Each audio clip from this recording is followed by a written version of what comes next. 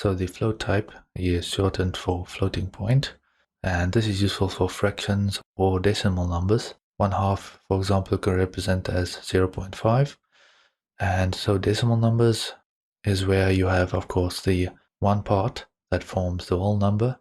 So 1.5, for example, 1 is the whole number.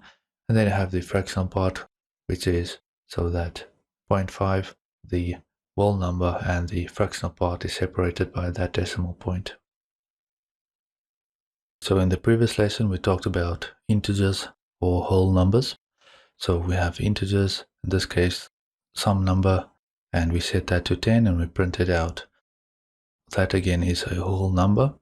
So let's say we have something else.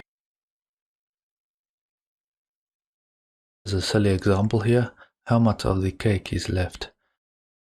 If it's 1, then of course the whole cake is left.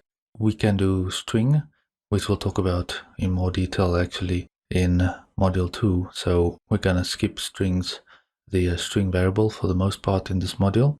But you can of course do the whole cake is left, or half of the cake is left, or a quarter of the cake is left, or one piece of the cake is left, stuff like that. But in this case, we are concerned here with fractions. So let's say 1 means the whole cake is left. So now we want to do half of the cake is left, because I ate half of the cake. Then we would do 0.5. But we cannot store this really in an integer, because we are dealing here with fractions. A half, again, is represented as 0.5. And this is a floating point number. If I run this, Control F5, you'll see we get 0, because it throws out the fractional part. If I did 5.5, let's say cakes left in this case, Control F5 to run this, you'll only get the 5, because it converts this here to an integer, and it's going to throw out the fractional part and only keep that. It doesn't matter, it's not going to round up or anything like that, or round down or anything. It's simply going to keep that number to the left. Okay, so remember that. Okay, so how do we change this? I'll just do 5.5 again.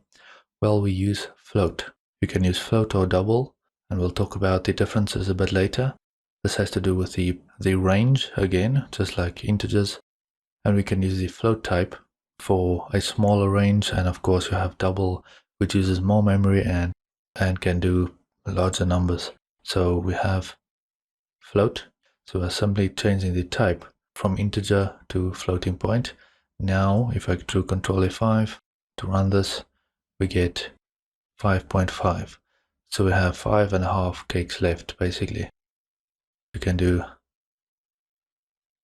like this, so how much of a particular cake is left, and now we can do 0.25 for a quarter.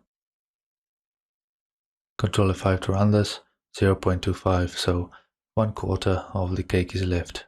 A silly example, but you get the point. Something else that might be very useful will be like calculating a percentage. Okay, we'll do some kind of tax on a price maybe. So we have float, tax, and some price. We will set the tax. We will set the tax at 0.15, so 15% of tax will be added onto, some price. And we'll do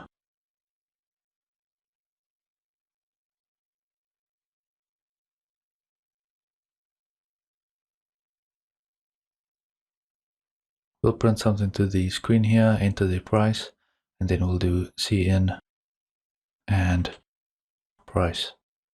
Now in this case, I'll actually change this here to tax rate, and I'll also add the tax rate. Okay, so we have a tax rate that goes at 15%, and now we want to calculate the actual tax. So we can do tax equals tax rate times the price. And then maybe we'll just print this out. So we'll do shout again.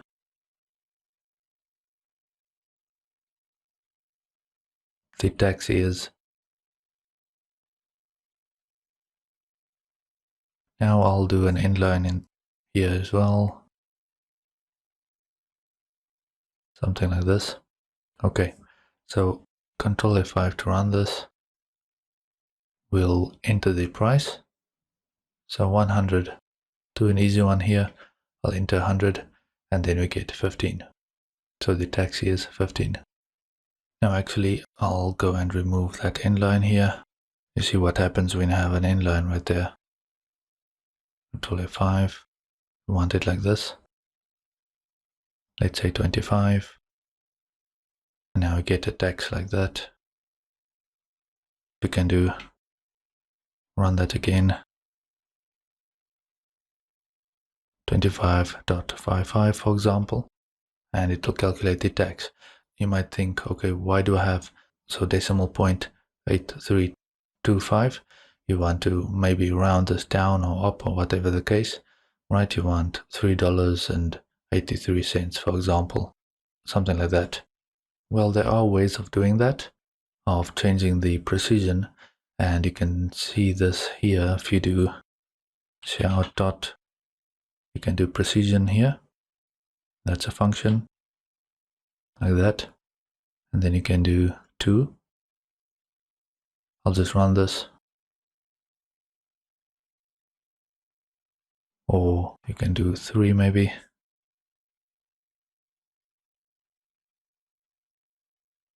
We'll talk about this stuff in more detail in module 2, okay?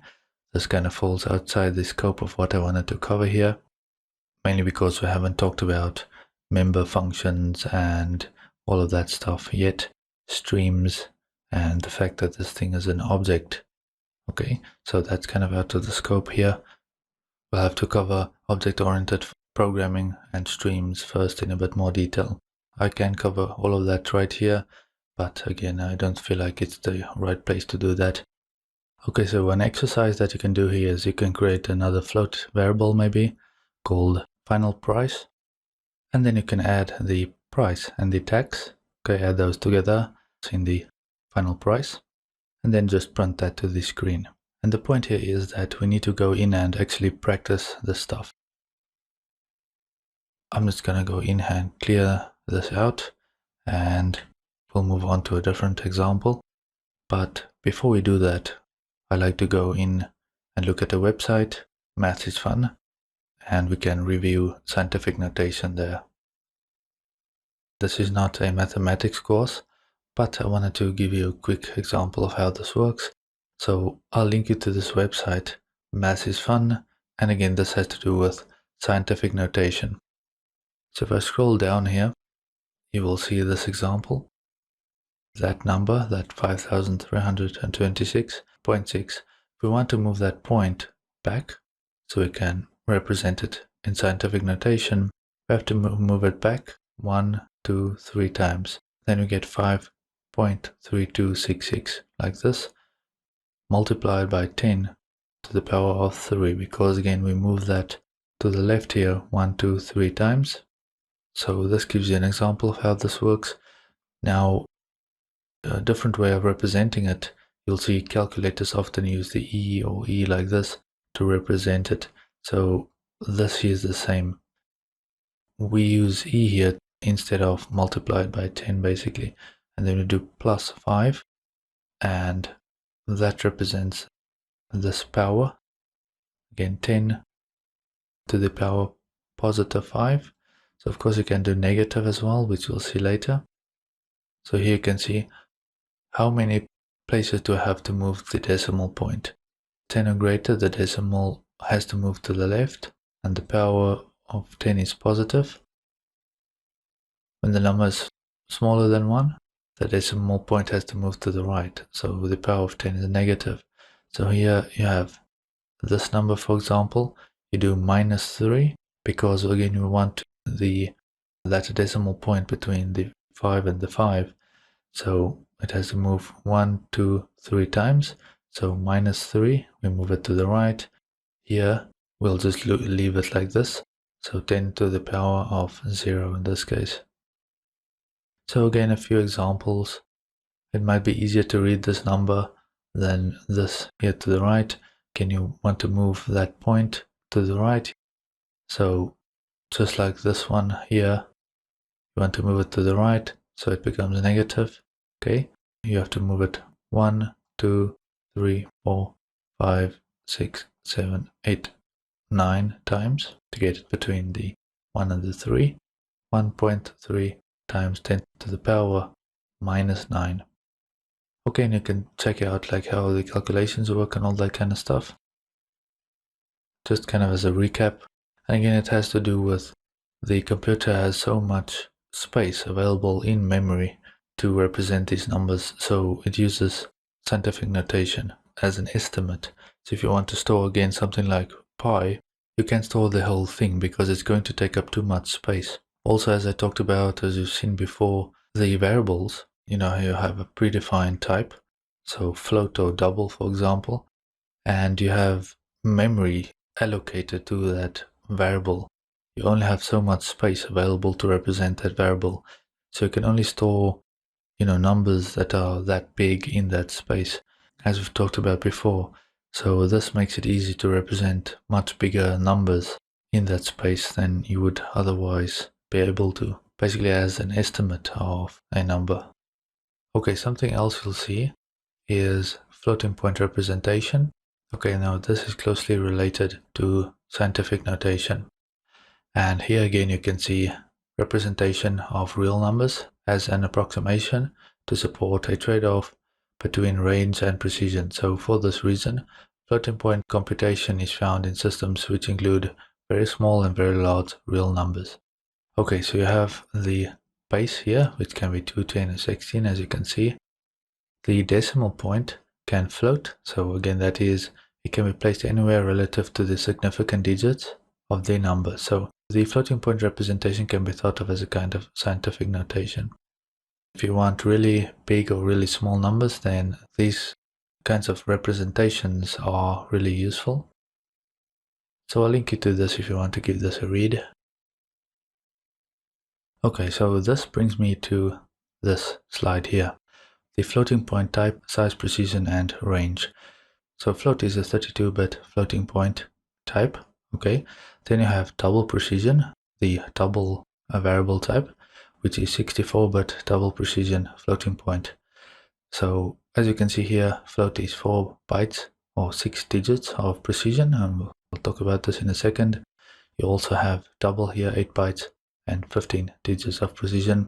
And you can see the range here. I tested that on my current compiler.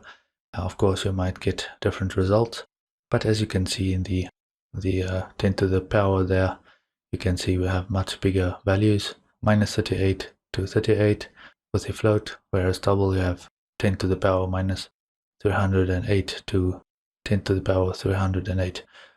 You can see there's kind of a big difference. Now the digits here, digits are basically the amount of digits in total before and after the decimal point.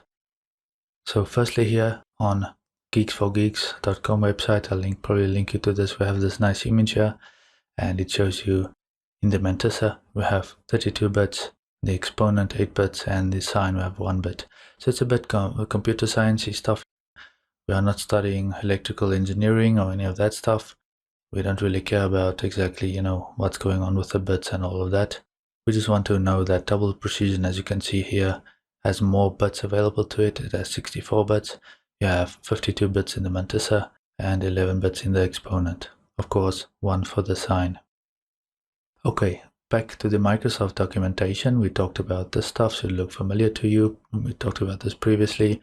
These are these constant or kind of macros. You can type in, for example, tbl_dig, and this has to do with the number of digits, so q for example, such that a floating point number with q decimal digits can be rounded into a floating point representation and back without loss of precision. So here you can see again 6 for float and 15 for double. Of course, you have long double as well, but as you can see, those values are the same. If you scroll down, you have a bunch more. You have float min, double min, minimum positive value. You have max as well up here, float max, double max, and so on. You can see some of these values. That is what I use to get the values on my compiler. They should be pretty much the same as you see here. Of course, there are a bunch of other ones here that you can check out. I'm not going to go over all of these. We've seen previously more or less how you can go about working with these and printing them out to the screen. Now, as I mentioned previously, you can pound include C limits for integral types, and you also have pound include C float for floating types. So again, a few examples: float max, float min, double min, and so on. Those will show you what the min or max values are that we can store with that type. Okay, actually, I think I'm going to stop this video here, and then when we come back in the next video, we'll look at a couple more examples, a few things that will be important when it comes to arithmetic and some of the operators such as division and so on, and kind of how we can convert between integers and floating point. Okay, so I'll see you in the next video.